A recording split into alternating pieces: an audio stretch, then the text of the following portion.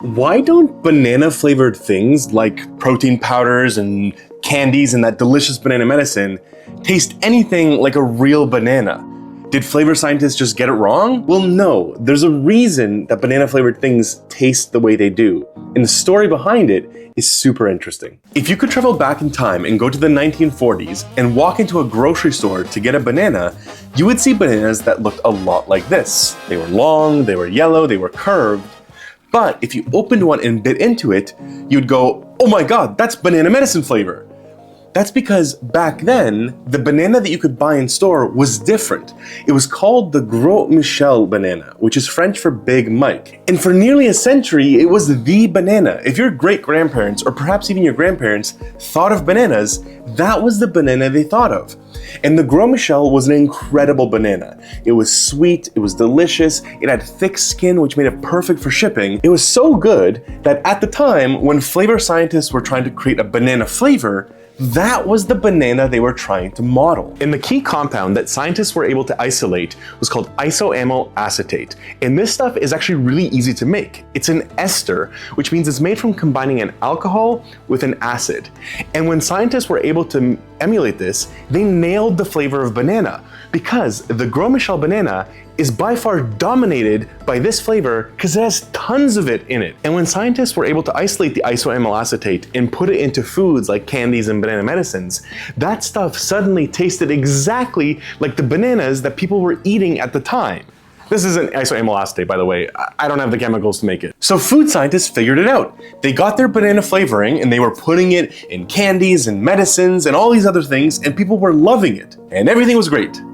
Until everything was not great. So back in the late 1800s, banana farmers in Central America were starting to notice that some of their banana plants would just wilt and die. They called it Panama disease because at the time, tons of banana plantations in Panama were destroyed. It was caused by a fungus called Fusarium oxysporum.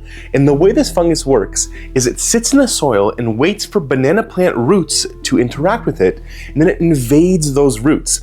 And specifically, it invades the vascular tissue of the plants, which is the tissue that transports nutrients and water through the plant. And once it's in there, it does two things. First, it causes blockages and clogs to stop the nutrients from moving their way up the plant. Second, it steals those nutrients for itself, ending up killing the plant eventually. And here's where it gets bad. Once the plant dies, it releases millions of these fungal spores into the soil. And these spores can last decades in the soil. For over 30 years, they can lie dormant in the soil, waiting for new banana plants to meet them with their roots, where they invade it and start this whole process over again. And by the 1950s, this fungus had found its way to commercial banana plantations where the Gros Michel was farmed. Now you might be wondering, why is this such a big deal? Plants get diseases all the time in nature. But the thing is, in nature, we have genetic diversity. Even within a species, not all members of that species are the same. Some members of that species will be more resistant to a disease than other members of that species. But that was not true for the Gros Michel bananas. All Gros Michel bananas were genetically identical. They were all clones of the same identical parent plant. You see, in bananas, we have these little black seeds, but they're not really seeds. They're what seeds were supposed to become. You can't plant these little black things or plant this banana and get a new banana plant. Instead, banana plants are grown by cutting off these little things called shoots or pups. They grow out of the roots of a banana plant from a thing called a rhizome, and they kind of grow out beside the main stem through the soil. And if you cut those off and plant them somewhere else, you end up getting the same exact genetically identical plant from the one you cut it from. In fact, a lot of our fruits are grown with this sort of cloning mechanism. Apples, seedless grapes, navel oranges, all clone plants. This makes sense from a commercial standpoint. Businesses do this because it's easier and more reliable to grow plants this way rather than the unpredictable growing them through seeds. They know that the product is going to look the same every time, and this maximizes profits. And for consumers, it's good because we know that the fruit we get one day will be basically identical to the same fruit we get another day. But there's one major problem. this offers zero genetic diversity. And so if you have a disease that can infect one member of the species, it can infect all members of this species. And so by the late 1950s, early 1960s, tropical race 1 of Panama disease had spread through and infected all commercially grown Gros Michel plantations. It had infected the plants and the soil, making it so Gros Michel bananas couldn't be grown in those soils for over 30 years. The big banana companies like United Fruit Company, now known as Chiquita, and Standard Fruit Company, now known as Dole, and a bunch of others, tried everything. They tried moving plantations. They said, okay, if the soil's infected here, let's move over here and plant. But just like another big mic, Fusarium oxysporum moves slowly, but it will eventually catch up to you. And eventually, they ran out of farmable land. They tried flooding the soil to try and suffocate the fungus. But Fusarium oxysporum can survive on really, really low oxygen, so that didn't work. They tried planting healthy-looking banana plants, thinking, oh, maybe these are ones that are disease resistant. But that was a fruitless effort, pun intended, because all Gros Michel bananas were identical, genetically identical. And so healthy-looking ones were just plants that hadn't been infected yet. They tried everything, but they just couldn't defeat a tiny fungus that spreads millions of spores across thousands of acres and persists in the soil for decades. The Gros Michel banana, the banana that had dominated global markets for over a century, was now functionally extinct. It was gone. And big banana companies, to not go out of business, needed to replace it fast with a banana that was resistant to tropical race 1 of Panama disease. Enter the Cavendish banana, the banana you think of when you think of bananas. It's a different banana variety. More importantly, it's resistant to tropical race 1 of Panama disease. Now, the Cavendish banana wasn't a new banana that they just discovered. It was there the whole time. It was just considered inferior to the Gros Michel. It was smaller, had thinner skin, had an arguably less desirable flavor. The industry had just ignored it as a commercial product, but now it was their only option.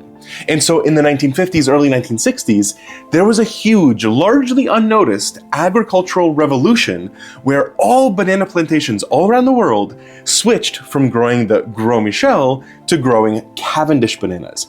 And so by the 1970s, anywhere you went into a grocery store in the world, if you were to buy a banana, you were buying a Cavendish banana. And that's why banana-flavored things don't taste like bananas. It's because they weren't made to taste like this banana. They were made to taste like the Gros Michel. And remember this stuff, the isoamyl acetate that dominated the flavor of the Gros Michel?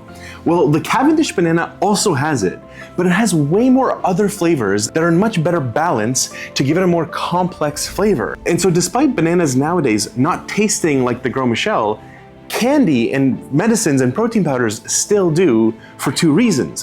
One, it's the banana flavor people expect when they get banana flavored things. But also, it's just way easier to make this simple to make isoamyl acetate and it tastes like banana rather than trying to develop a formula for the complex banana flavor of the Cavendish banana. Okay, so cool story, right? We lost the old banana, got a new banana, but the candy flavor stayed the same, right? Done deal.